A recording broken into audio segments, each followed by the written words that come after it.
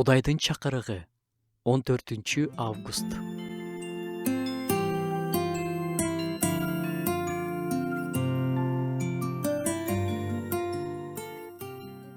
Мыйзамды уккусу келбей кулагын жапкан адамдын сыйынуусу да жийиркеничтүү. Теңир мыйзамсыздардан алыс, ал эми адил адамдардын сыйынуусун угат. Накыл сөздөрдөн. Сыйынып эле атам. Кудай мени уккан жери жок. Адамдардын ушундай деп калганын уктуңар беле? Кудай эмне, бардыгынын эле сыйынуусун уга бербейби? Жазууга кайрылсак, Кудай күнөөкөрдүн сыйынуусун тыңшабайт деп жазылат. Колуңарды сунганыңарда, силерди көрбөш үчүн көзүмдү жуумп алам.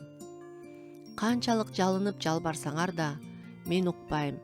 Анткени силердин колуңар канга толгон. Бирөө айтышы мүмкүн. Баарыбыз эле күнөөкөрбүз да деп.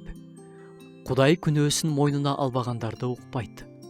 А эгерде адам күнөөсүн мойнуна алып, тобо кылса, Теңир аны угат жана кечирет. Кээ бир адамдар үчүн сыйынуу бул өзүң үчүн, жакының үчүн Кудайдан бир нерсе сурап алуу. Биз билгендей, Кудайдын сөзү рухтун жетеги менен жазылган.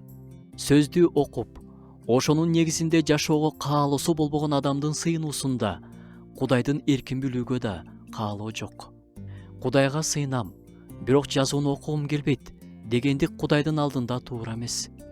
Бир туугандар, сыйынууда Кудайдын эркин издейли, жазууну урматтайлы, анын негизинде жашайлы.